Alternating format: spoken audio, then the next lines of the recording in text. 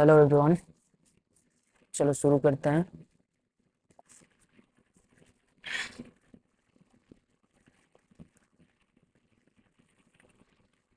Plate tectonics theory से हमें ये पता चल गया कि वोल्केनो एक पाथ है जो कि इंटीरियर में जो प्रेशर बढ़ गया था उसको रिलीज करने के लिए एक पाथ निकल आया, जिधर से लावा निकल गया।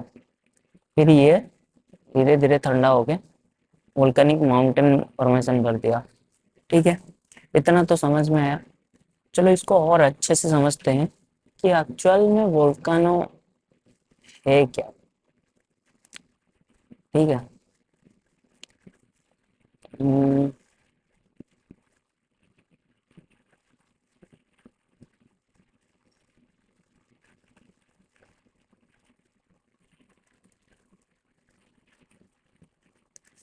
चलो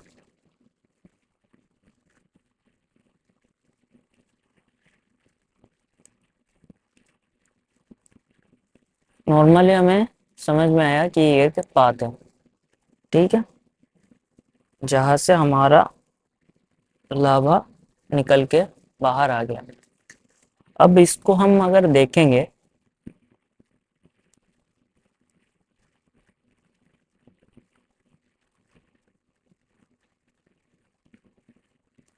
ऑन द बेसिस ऑफ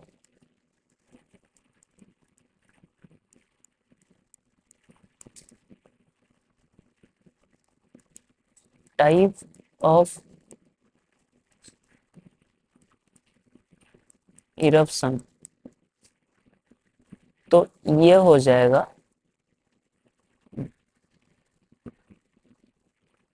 दो तरह का। पहला क्या हो जाएगा,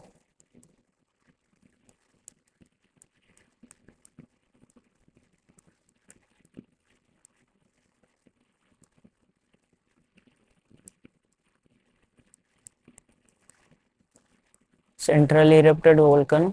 दूसरा हो जाएगा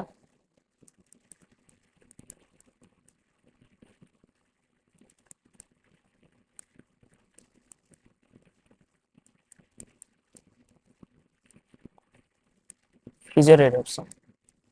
ठीक है, दो तरह का ये हो जाएगा। एक तो हो जाएगा सेंट्रल इरप्टेड, दूसरा हो जाएगा फिजर इरप्शन। ठीक है, तो ये सेंट्रल इरप्टेड होता क्या है। सेंट्रल इरप्टेड अगर हम देखेंगे तो वोल्केनो मतलब एक पाइप के थ्रू निकल के इरप्शन हो रहा है। ठीक है, फिर इधर एकदम से कोन बना दिया, एकदम वोल्केनिक माउंटेन क्रिएट कर दिया। ठीक है, एक सेंटर से एक ही पाइपलाइन से निकल के आया लावा। ठीक है, एक ही पाइपलाइन से निकल के आया लावा।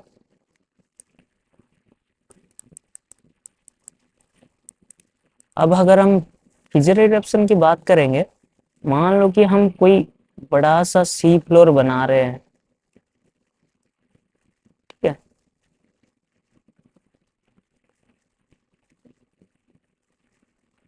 तो इधर जो लावा निकल के आएगा इसको हम बोलते हैं फिजर इरप्शन। ये तो समझ में आ रहा है ना। सेंट्रल इरप्शन मतलब एक ही जगह से निकल के आ रहा है, एक ही पाइप के थ्रू निकल के आ रहा है, इसको बोल दिया हम सेंट्रल इरप्शन। फिजर इरप्शन मतलब होता है कि अगर कोई बड़ा सा पाथ, मतलब एकदम से ये जो मिडोसिनी की रिज देख लिया हम, एकदम फैला हुआ। ठीक है, इधर से अगर निकल के आ रहा है ऐसे, तो इसको हम बोल दिया फिजर इरप्शन। अगर हम डायग्राम देखेंगे ना, एक मिनट रुकना।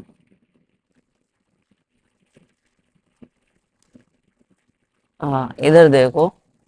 अब ये पूरा सी फ्लोर बना रहा है, इतना बड़ा सी फ्लोर, तो इधर क्या होगा, फिजर इरप्शन होगा।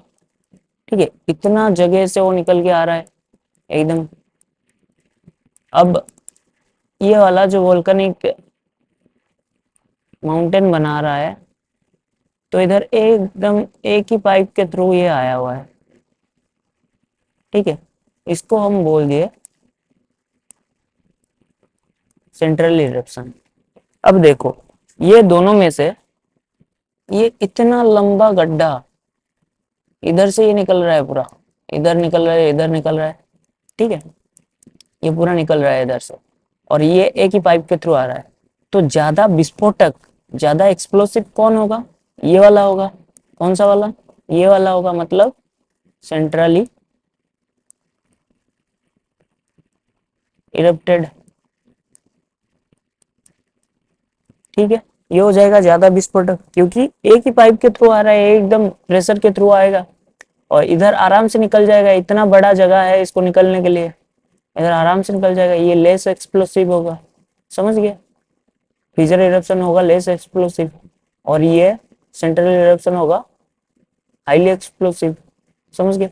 तो ये जितना देख रहे हैं हम, इधर क्या हो रहा है, इधर जो वोल्केनिक आइलैंड हम देख रहे हैं, ये हो रहा है सेंट्रल इरप्शन। फिजर इरप्शन, ये जो बड़ा बड़ा जहाँ पर सी फ्लोर बना रहा है, तुम खुद सोचा करो ना, अगर इधर मैं एक ही पाइप के थ्रू लाऊंगा तो इतना बड़ा सी फ्लोर थोड़ी ना बन पाएगा। तो ये पूरा ऐसे कवर करता है फिजर इरप्शन के थ्रू, समझ गए? अब देखो,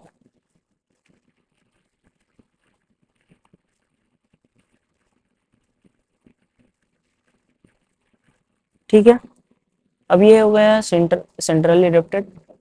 तो इसमें हम क्या देखेंगे?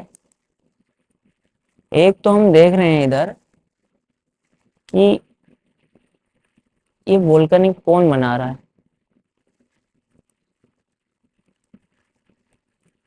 ये वोल्केनिक कौन फॉर्मेशन कर रहा है, ठीक है। मतलब वोल्केनिक माउंटेन भी कह सकते हैं, ठीक है। इधर फॉर्मेशन हो रहा है। इधर हम क्या देखेंगे? ये जैसे कि सी फ्लोर स्प्रेड कर रहा है, ठीक है, सी फ्लोर बना रहा है। और इधर क्या देखेंगे? ये होगा हाईली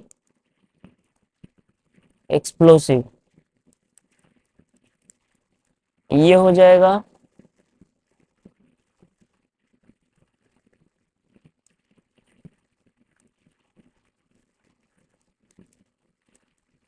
लेसर एक्सप्लोसिव, ठीक है। अब इधर और क्या देखेंगे? इधर हम देखेंगे कि अगर हम एग्जांपल ले, मोस्ट ऑफ द केस ये convergent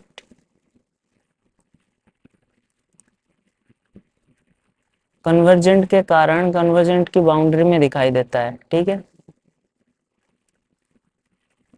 most of the case ये कन्वर्जेंस में दिखा देता है, ये most of the case divergence में दिखाई देता है। कैसे? अब हम देखे थे ना, अब कन्वर्जेंस में ये जाके मिल गया इधर, ठीक है, ये अंदर घुस रहा है, और इधर जो वोल्केनिक एकदम सेंट्रली इरप्टेड होके वोल्केनिक आइलैंड बना रहा है, वोल्केनिक माउंटेन बना रहा है, समझ रहे हो? तो ये कन्वर्जेंट बाउंड्री में दिखाई देता है, ये डाइवर्जेंस में दिखाई देता है। और क्या देखेंगे हम इधर? इसका अगर देखेंगे, इसका फ्लो, फ्लो इसका लेस होगा, मतलब स्लो मूवमेंट होता है इसमें, इसमें फ्लो एकदम स्पीड से होगा, ठीक है, इसके कंपैरिजन में, ठीक है। अब देखो, फ्लो क्यों लेस होगा इधर? अब इधर सी फ्लोर बनाना है, जितने मतलब इतने इतने बड़े रास्ते से निकल रहा है, एकदम से जल्दी जल्दी निकलेगा ये सब, ठीक है। अब इधर एक ही पाइप से निकल रहा है, तो एकदम फ्लो इसका स्लो फ्लो होगा, इसीलिए आके इधर ऊपर धीरे धीरे जमा होता जा रहा है, फिर ऊपर ऊपर जमा होते होते होते होते लावा, फिर volcanic cone, volcanic volcanic mountain, volcanic island formation करता है। तो मूवमेंट इधर स्लो हो रहा है। अब इधर मूवमेंट इतना बड़ा सी फ्लोर बनाना है, तो इसका मूवमेंट तो स्पीड होना चाहिए। तो इसका मूवमेंट, इसका फ्लो एकदम ज़्यादा रहेगा इससे।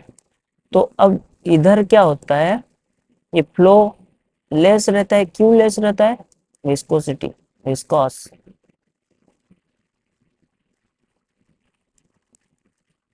इसका हाई है, विस्कोसिटी इसका हाई है, इसका विस्कोसिटी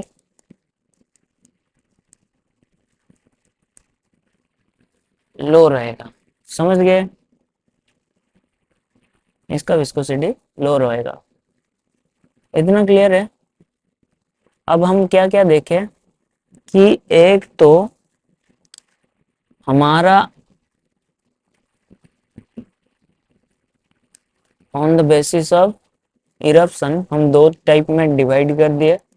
पहला टाइप ये था सेंट्रल इरप्टेड, दूसरा था फिजर इरप्शन। ठीक है। अब सेंट्रल इरप्शन में क्या होता था, ये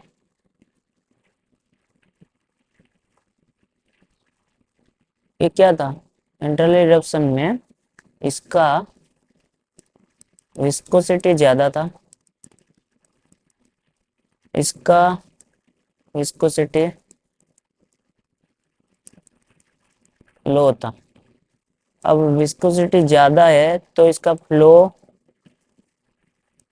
लो रहेगा, इसका फ्लो ज्यादा रहेगा। अब इसका फ्लो अगर लो रहेगा, ये वोल्केनिक माउंटेन फॉर्मेशन करेगा, हाईली एक्सप्लोसिव होगा। ये लेसर एक्सप्लोसिव। समझ गए? अब ये वोल्केनिक कौन वोल्केनिक माउंटेन फॉर्मेशन करेगा, ये सी फ्लोर स्प्रेड करेगा।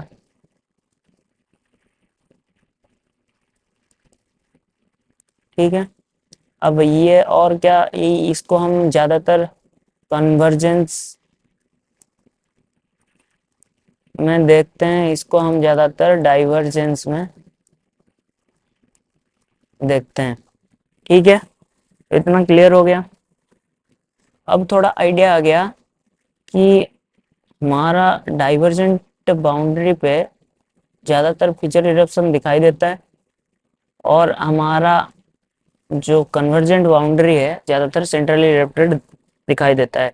मतलब हम ये देख लेंगे, अगर वोल्केनिक माउंटेन कुछ फॉर्मेशन हो रहा है तो ये ज्यादातर सेंट्रली इरप्टेड होता है, और अगर फीचर इरप्टेड रहता है उधर ज्यादातर स्प्रेड होता है, लावा स्प्रेड करता है, मतलब सी फ्लोर बनाता है या फिर प्लेटू बनाता है। अगर मतलब हम बोलेंगे कहीं लैंड पे फिजर इरप्शन हो रहा है तो उधर प्लेटू बनाता है, जैसे हमारा डेक्कन प्लेटू है इंडिया का, वो प्लेटू तो फिजर इरप्शन की वजह से बना है। ठीक है। तो ये हो गया on the basis of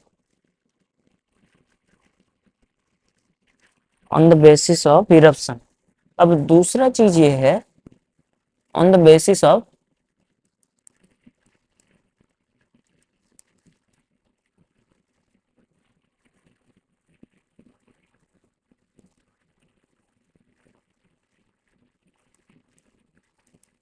periodicity, on the basis of time period हम बोल सकते हैं। तो इसमें क्या होता है, इसमें ये होता है तीन तरह का। अब हम एक चीज ले लेते हैं, ये ले लिए पास्ट, ये ले लिए प्रेजेंट, ये ले लिए फ्यूचर। ठीक है। अब हम देख रहे हैं कि अगर कोई volcanic mountain, volcanic eruption past में एक्टिव था। ठीक है, पास्ट में एक्टिव था, अब प्रेजेंट में भी एक्टिव है।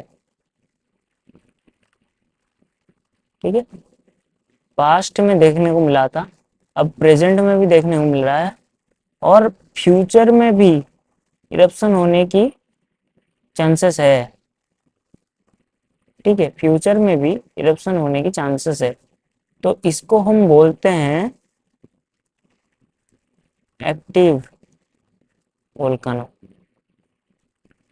ठीक है, इसको हम बोलते हैं एक्टिव वोल्केनो। समझ गए, ये हो गया नंबर 1।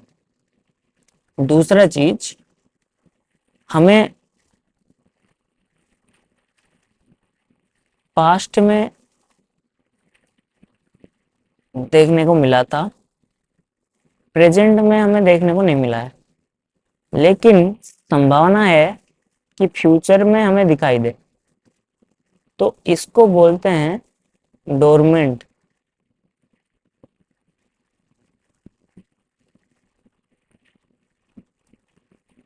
तो ये डोरमेंट क्या होता है कि ये पास्ट में देखने को मिला था, अब अब दिखाई नहीं पड़ रहा है, लेकिन फ्यूचर में आने की संभावना है, तो इसको बोलते हैं डोरमेंट, मतलब सोया हुआ। ठीक है, तीसरा चीज ये है,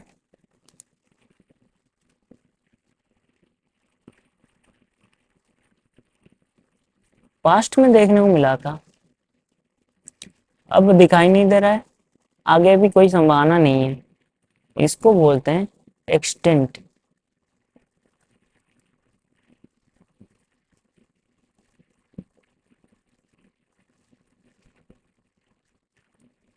मतलब कि पहले तो देखने को मिला था, ना तो अभी ये दिखाई दे रहा है, ना तो आगे कोई संभावना है, तो आगे का हम कैसे डिसाइड करते हैं? आगे का ऐसे डिसाइड करते हैं, जैसे कोई चीज हम ऑब्जर्व करते हैं, कैसे ऑब्जर्व करते हैं कि मान लो कि प्लेट्स की मूवमेंट अभी तक हो रहा है, अभी तक हो रहा है, तो प्लेट्स की मूवमेंट का कैसे पता चलता है? भूकंप की वजह से, अर्थक्वेक की वजह से। ठीक है, अब अगर अर्थक्वेक उस वाले रीजन में दिखाई देता है, तो हमें पता चलता है कि प्लेट्स की मूवमेंट अभी तक चल रहा है, तो अगर अभी तक चल रहा है तो इस बेसिस को लेके हम फ्यूचर की प्रेडिक्ट करते हैं कि हाँ, फ्यूचर में शायद ऐसा हो सकता है कि हमें देखने को मिले वोल्केनो। समझ गए, क्लियर है ना इतना? On the basis of periodicity ये हम डिवाइड किए 3 टाइप में, एक्टिव, डोरमेंट, एक्सटेंट। एक्टिव मतलब पास्ट में भी देखने को मिला था, प्रेजेंट में भी देख रहे हैं, और फ्यूचर में भी देखने की संभावना है, तो इसको एक्टिव बोल दिए। डोरमेंट में क्या हुआ था, पास्ट में देखने को मिला था, अभी तो सोया हुआ है वो, लेकिन बाद में आने की संभावना है, उसको बोल दिया डोरमेंट। अब एक्सटिंक्ट में पास्ट में तो देखने को मिला था, लेकिन ना तो अभी दिखाई दे रहा है, ना तो कोई संभावना है, इसको बोल दिए एक्सटेंट। समझ गए, इतना इतना क्लियर है? अब हम एक और चीज देखते हैं,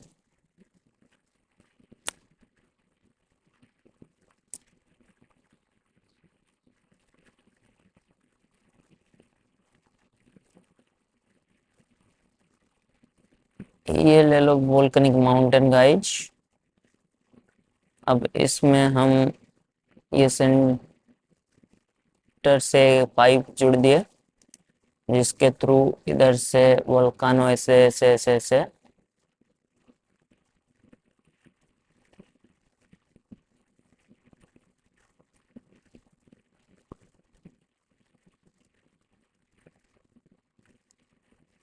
निकल रहा है। ठीक है, अब देखो, इसमें ये जो सेंटर से ये निकल रहा है, इसको हम बोलते हैं पाइप वेंट। ठीक है, या फिर कॉन्ड्यूट वो बोलते हैं। ठीक है, इसको बोलते हैं हम पाइप वेंट या फिर कॉन्ड्यूट। और ये जो कोन शेप का है, इसको हम बोलते हैं वोल्कानिक कोन। समझ में आ गया? इसको हम बोलते हैं वोल्केनिक कोन। अब ये जो माउथ है इसका, इस माउथ को हम बोलते हैं क्रेटर। ठीक है, इस माउथ को हम बोलते हैं क्रेटर। अगर ये वाला माउथ का साइज बड़ा हो गया बाद में, एक्सप्लोसिव हो के माउथ का साइज एकदम से बड़ा हो गया, इसको हम बोलेंगे कल्डेरा। ठीक है, इसको हम बोलेंगे कल्डेरा। समझ गए इतना? ये हो गया पाइप पे वेंट या फिर कॉन्ड्यूट बोलते हैं इसको। इसको वोल्केनिक कोन बोलते हैं, इसको बोलते हैं क्रेटर, इसको बोलते हैं, ये अगर इसका माउथ को बोलते हैं क्रेटर, और ये अगर बड़ा हो गया बाद में इसको बोलते हैं कल्डेरा। ठीक है, अब ये मान लो कि ये जो वोल्केनिक इरप्शन हुआ, एक्सप्लोसिव हुआ, तो इधर से ऐसे ऐसे आया, तो ये जो कुछ लावा ऐसे होगा कि एकदम से एयर में ठंडा होके ऐसे ऐसे छोटे छोटे छोटे छोटे डेब्रिस टाइप का एकदम फॉर्मेशन हो जाएगा। मतलब समझ रहे हैं ना, जैसे गिट्टी विट्टी होता है ना, वैसे टाइप का। मतलब ये ऊपर एकदम एक्सप्लोसिव हुआ, तो ये इधर से ही ठंडा होके छोटे छोटे पत्थर टाइप का कन्वर्ट हो गया। तो इसका नाम हम एक देते दिए हैं, इसको बोलते हैं हम सिंडर। ठीक है, इसको बोलते हैं हम सिंडर। अब इसका साइज अगर बहुत बड़ा हो, इसका साइज अगर एकदम से बड़ा बड़ा हो, तो इसको बोलते हैं हम वोल्केनिक बम।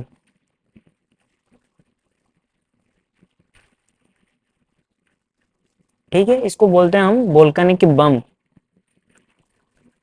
इतना क्लियर है? ये सिंडर समझ में आ गया, वोल्केनिक बम समझ में आ गया। अब देखो, ये जिस पाथ से आ रहा है, ये तो पहले पृथ्वी का क्रस्ट था, तो क्रस्ट को तोड़ के ये आ रहा है। अब क्रस्ट को जब तोड़ के आ रहा है, इस वाले रीजन को अगर ये तोड़ के आ रहा है, तो इधर पहले से जो पत्थर मिट्टी रॉक्स ये सबको ये तोड़ के आ रहा है, तो ये पत्थर मिट्टी रॉक्स ये भी तो कुछ निकलेगा ना इसके एक्सप्लोजन में। तो ये जो पत्थर मिट्टी रॉक्स ये सब निकल रहा है, ये जो रॉक्स निकल रहा है इसका क्रस्ट का, पृथ्वी का क्रस्ट का, जिसको तोड़ के ये लाया, इसको हम बोल दिए टेफरा। ठीक है, इसको हम बोल दिए टेफरा। अब ये वोल्केनिक इरप्शन हो गया, इधर लावा निकल गया। ठीक है, इधर लावा निकल गया। अब इस लावा, ये लावा क्या हुआ, लावा निकल गया। अब ये लावा के साथ पानी मिक्स हो गया। ठीक है, इसके साथ पानी मिक्स हो गया और ये फ्लो करने लगा।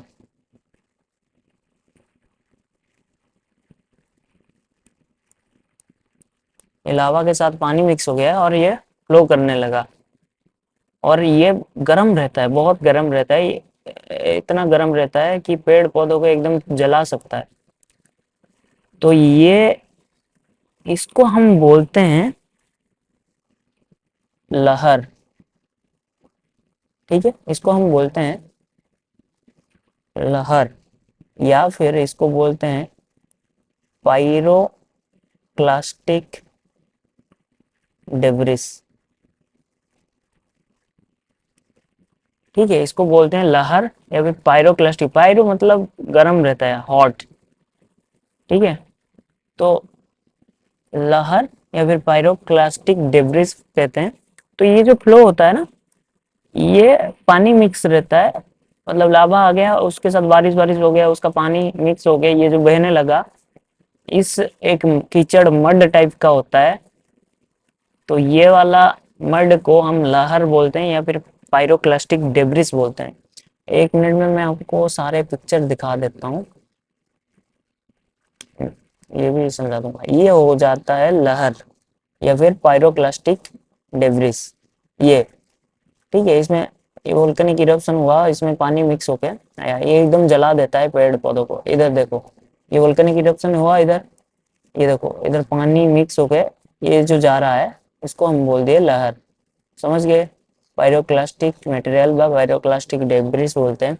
ये हो गया वोल्केनिक बम, साइज में बहुत बड़ा है। ये जो छोटे छोटे पार्ट एकदम ठंडा होके बन गए हैं, इसको हम बोलते हैं, क्या बोलते हैं इसको, सिंडर। ठीक है, इसको बोलते हैं सिंडर।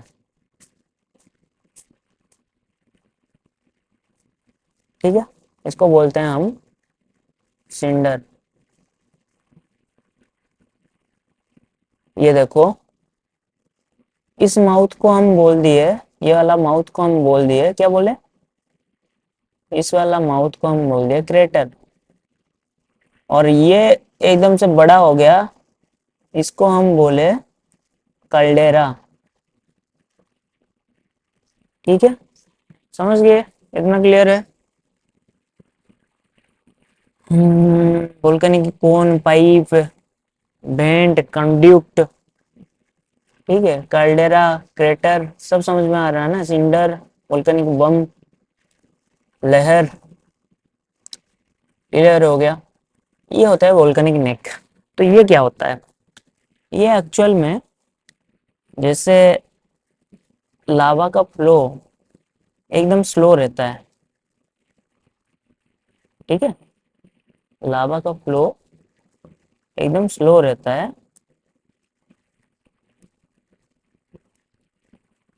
तो ज्यादा विस्कस रहता है, लावा का फ्लो एकदम स्लो रहता है, तो ये क्या करता है, धीरे धीरे मूव करता है।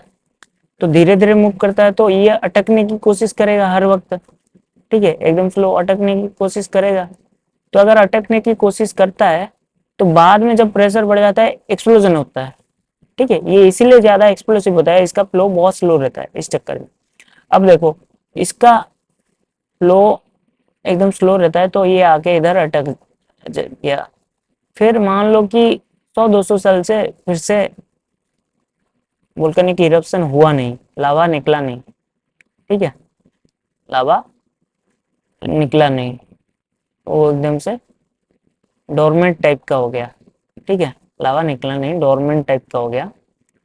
तो अब क्या होगा? अब 100-200 साल से लावा निकल नहीं रहा, डोरमेंट हो गया है, ये वोल्केनिक इरप्शन नहीं हो रहा है। तो ये वाला पार्ट इरोड हो जाएगा। ठीक है, ऊपर वाला पार्ट जो था धीरे धीरे इरोड हो गया। अब बच गया क्या, अंदर वाला ये वाला पार्ट। तो ये जो अंदर वाला पार्ट बच गया, ये वाला पार्ट जो था, ये जो इरोड हो गया, इरोड होने के बाद ये वाला पार्ट बच गया, ये वाला पार्ट दिखाई दिया, इसको हम बोलते हैं वोल्केनिक नेक, या फिर वोल्केनिक प्लग, नेक, प्लग, स्पाइन। ठीक है, इसको हम बोलते हैं, ये वाला जो देख रहे हैं ना हम, ये वही वाला है। मतलब ये अंदर आके अंदर रह गया था। अब बहुत दिन से, बहुत टाइम से अब वोल्केनिक इरप्शन नहीं हो रहा है, ये एकदम डॉर्मेंट टाइप का हो गया है। तो ये जब बाहर वाला पार्ट इरोड हो गया, इरोजन हो गया, तो बच गया ये वाला पार्ट। ये भी और इरोड हो रहा है धीरे धीरे, लेकिन बाहर वाला पार्ट इरोड हो गया तो ये दिखाई दिया। तो इसको हम बोलते हैं वोल्केनिक नेक व प्लग। समझ गए? इतना क्लियर है? तो हमें क्या क्या सीखे? एक तो हम सीखे कि दो तरह का हम देख लिए, on the basis of eruption हम दो तरह का देखे। एक हो गया सेंट्रल इरप्टेड,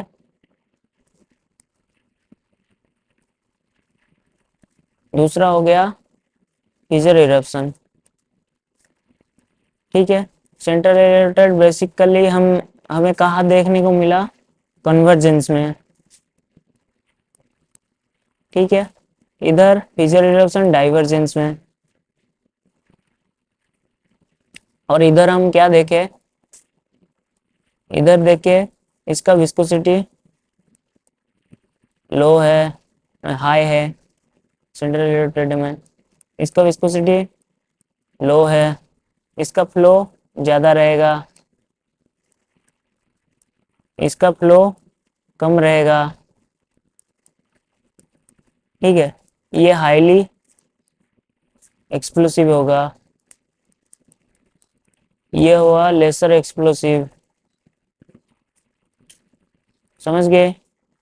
अब ये वोल्केनिक कोन फॉर्मेशन करेगा, वोल्केनिक माउंटेन फॉर्मेशन करेगा, ये सी फ्लोर स्प्रेड कराएगा, ये प्लेटू फॉर्मेशन कराएगा। ठीक है, इतना क्लियर हो गया। दूसरा चीज हम ये देखें कि टाइम पीरियड के हिसाब से हम तीन टाइप का देखें, एक्टिव,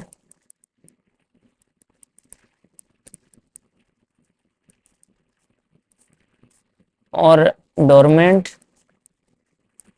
एक्सटिंक्ट।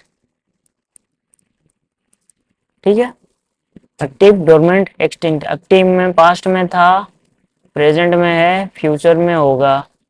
डोरमेंट में पास्ट में था, प्रेजेंट में नहीं है, फ्यूचर में होने की संभावना है। ठीक है, और एक्सटिंक्ट में पास्ट में था, अभी नहीं है, आगे भी नहीं होने वाला है। समझ गए? इतना क्लियर था।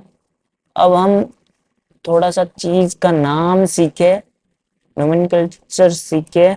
जैसे कि ये ले लिए हम, वोल्केनिक माउंटेन एक ले लिए, जिसमें से हम ये पाइप ड्रॉ कर लिए, तो इसको हम बोल दिए वोल्केनिक के पाइप,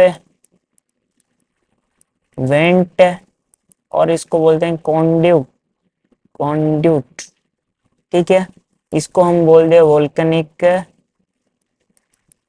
कोन, इसको हम बोल दिए, ये माउथ को हम बोल दिए क्रेटर।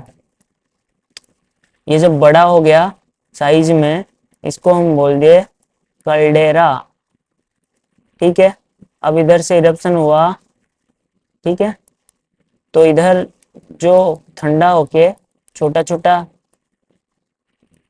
डिब्रिस फॉर्मेशन हो गया, छोटा छोटा, उसको हम बोल दिए सिंडर, और बड़ा डिब्रिस को हम बोल दिए वोल्केनिक बम। ठीक है, अब ये जो रास्ते से आ रहा है, अब ये जो रास्ते से आ रहा है पृथ्वी के क्रस्ट को चीरते हुए, ये जो क्रस्ट में जो पहले से रॉक हुआ करता था, उसको जो बाहर लेके आएगा, वो फ्रैगमेंटेड वेंटेड रॉक्स, इसको हम बोल दिए टेफरा। टेफरा, इसको हम बोल दिए टेफरा। अब ये वोल्केनिक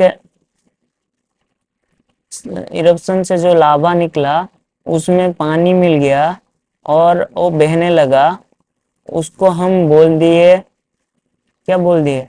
लहर, जिसको हम बोलते हैं pyroclastic debris. Pyroclastic debris, pyroclastic pro, pyroclastic के मटेरियल, कुछ भी बोल सकते हैं। ठीक है, इतना क्लियर है। अब वोल्केनिक नेक का हमें पता चल गया, इसके अंदर आके धीरे धीरे स्लो मूवमेंट की वजह से रह जाता है, फिर बाद में मान लो कि डोरमेंट हो गया, ये वोल्केनिक इरप्शन डोरमेंट हो गया, ये वोल्केनो डोरमेंट टाइप का हो गया, तो ये बाहर वाला पार्ट जितना था इरोड हो गया। इरोड होने के बाद बच गया क्या?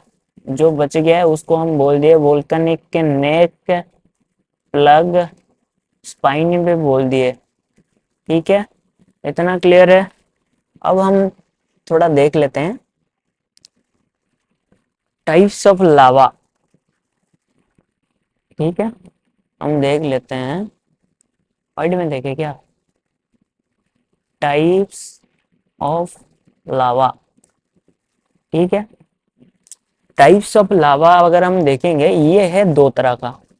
ठीक है, पहला है एसिडिक, दूसरा है बेसिक। तो इसको हम टेस्ट नहीं करेंगे जाके कि हाँ खट्टा लग रहा है, ये थोड़ा क्षारीय लग रहा है, ऐसा नहीं है। इसको हम इस बेसिस पे बोलते हैं, अगर देखा जाए तो फ्लो को देख के हम बोलते हैं कि ये लावा एसिडिक है या फिर बेसिक है। एसिडिक लावा की फ्लो एकदम स्लो रहता है। ठीक है, बेसिक लावा की फ्लो स्पीड रहता है। इसका फ्लो ज़्यादा रहता है। मतलब हम अगर इमेजिन कर सके तो acidic lava is a kind of honey. Honey की मूवमेंट की तरह ये होता है, इसको हम पानी ले लेते हैं, वाटर ले लेते हैं, ठीक है। तो ये हो गया फ्लो। अच्छा, फ्लो किस लिए कम होता है?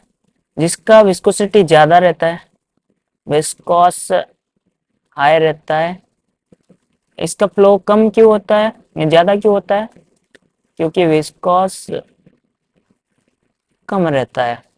तो ये विस्कोसिटी कम क्यों रहता है, इसमें हम देखेंगे कि क्या क्या मटेरियल है इस वजह से कम है। तो अगर देखा जाए इधर, हम जो सिलिका का परसेंटेज देख रहे हैं लगभग 40% के आसपास है, और जो अदर फेरस मटेरियल का परसेंटेज है वो बाकी 60% कवर कर रहा है। जो फेरस मटेरियल रहता है वो एक तरह से आयरन, मैग्नीशियम, मैंगनीज ये सब रहता है। तो फेरस मटेरियल ज़्यादा रहने के कारण ये ज़्यादा हेवी रहता है और इसका विस्कोसिटी ज़्यादा रहता है। समझ गए? ये ज़्यादा हेवी रहता है और इसका विस्कोसिटी ज़्यादा रहता है। तो इस वजह से इसका फ्लो एकदम स्लो होता है, और ये क्या हो जाएगा, हाईली एक्सप्लोसिव। क्योंकि फ्लो कम रहेगा तो ज़्यादा एक्सप्लोसिव होने की चांसेस है। जैसे फ्लो कम हुआ था हमारा तो एकदम से जाम हो जाएगा, रोकने की कोशिश करेगा, फिर बाद में एकदम प्रेशर बढ़ते हुए एक्सप्लोसिव होने की चांसेस है। तो इसका एग्जाम्पल अगर हम देखें, ये जितना volcanic mountain, conical volcanic mountain हम देख रहे हैं, हम देख के बता सकते हैं एक तरह से। ज़्यादातर क्या है, एसिडिक इन नेचर है। इधर सिलिका का परसेंटेज अगर हम बोलेंगे तो 70 to 80% है, ठीक है। तो अदर मिनरल्स जो रहेगा, फेरस मिनरल्स, ये 20-30% ही रहेगा। तो इधर ये थोड़ा सा हल्का होता है, इसके चक्कर, इसके मतलब कंपैरिजन में ये थोड़ा हल्का रहेगा, ये लेस एक्सप्लोसिव होगा। और इसको हम देखेंगे सी फ्लोर स्प्रेड कर रहा है, ठीक है, या फिर प्लेटू बना रहा है, ठीक है। सी फ्लोर स्प्रेड कर रहा है, प्लेटू बना रहा है, इसको हम इधर देख लेंगे। बेसिक में ज्यादातर यही होता है। अगर देखा जाए दो मतलब ऐसा नहीं कि जितना भी वोल्केनिक माउंटेन है वो सारे एसिडिक है, ऐसा नहीं है। जैसे कि मैं बोलूंगा, एक ये ले लो गाइज, वोल्केनिक माउंटेन, ठीक है। अब एक इस टाइप का वोल्केनिक माउंटेन ले लो। तो ऐसा है ना, ये बेसिक लावा से बना हुआ, ये भी सेंट्रली इरप्टेड होगा, ठीक है, ये भी सेंट्रली इरप्टेड होगा, लेकिन ये बेसिक लावा से बना हुआ है, इसलिए इसका फ्लो ज्यादा रह रहा है, तो ये ज्यादा जगह कवर कर रहा है। और इसका फ्लो बहुत स्लो है ये, तो इसलिए मतलब ज्यादा फ्लो नहीं कर पा रहा है, तो ये ज्यादा हाइट पकड़ रहा है। समझ गए? क्लियर है ना इतना? तो अगर देखेंगे, मैं दिखा देता हूँ एक पिक्चर आपको, पिक्चर तो था, ये देख लो। तो ये हम कह सकते हैं कि ये ज्यादा दूर तक फैला हुआ है, मतलब ये बेसिक लावा से बना हुआ है। ये भी सेंट्रली इरप्टेड होगा, लेकिन ये बेसिक लावा से, जैसे भारत का जो डेक्कन प्लेटू है, ठीक है, डेक्कन पठार जो है वो हमारा, उसको हम, ये जो बेसिक लावा होता है इसको हम बेसिकली बसाल्ट कहते हैं, ठीक है, बसाल्ट। इसलिए हमारा डेक्कन प्लेटू को बसाल्ट प्लेटू प्लेटू भी बोला जाता है, ठीक है। इसका एकदम देखो,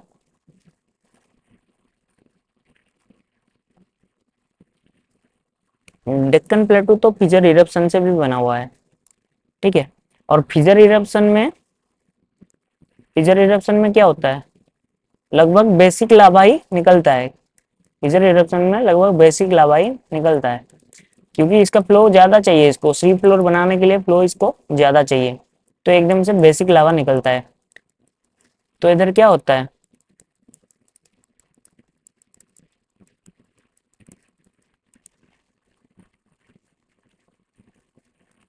प्लेट्यू बना देता है, सी फ्लोर स्प्रेड कर देता है। समझ गए, इतना क्लियर है।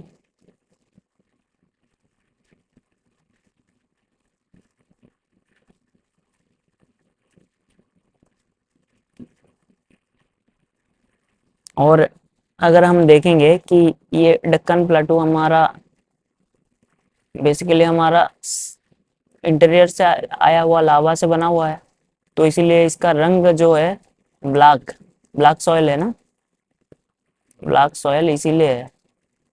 ठीक है, इसका कलर जो है ब्लैक है, इसमें ज्यादा मतलब फेरस टाइप का मिनरल्स आएगा, क्योंकि पृथ्वी के अंदर से आया हुआ है।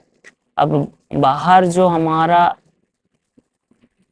जो क्रस्ट, कॉन्टिनेंटल क्रस्ट में जो मिनरल मिलेगा और अंदर से जो मिनरल आ रहा है, उसमें फर्क तो रहेगा ही। समझ गए, क्लियर है इतना। अब इसमें हम क्या सीखे, लावा है दो तरह का, एक हो गया एसिडिक, एक हो गया बेसिक। एसिडिक में हम क्या देखें कि इसका फ्लो एकदम स्लो रहता है, इसका फ्लो ज्यादा रहता है, इसका विस्कोस हाई रहता है, इसका विस्कोस लो रहता है। इसको हाई क्यों रहता, विस्कोसिटी ज्यादा रहता है क्यों, इसमें फेरस मिनरल ज्यादा रहते हैं। ठीक है, मतलब silica silica 40%, ferrous other minerals 60% हो गया, ज्यादा हो गया। इधर silica 70%, other minerals ferrous minerals 30% हो गया। ठीक है, इतना हो गया क्लियर। अब ये ज्यादातर वोल्केनिक वोल्केनिक माउंटेन जो फॉर्मेशन करता है, ये ज्यादातर ये वाला एसिडिक नेचर का होता है, मतलब कन्वर्जेंस में लगभग एसिडिक का नेचर ही मिलते हैं। और इधर ये सी फ्लोर स्प्रेड कराता है, प्लेटू फॉर्मेशन करता है, तो इधर लगभग बेसिक नेचर की रहते हैं, ये डाइवर्जेंस में देखने को मिल जाता है। ठीक है, क्लियर है इतना। चलो आज के लिए इतना ही, थैंक यू।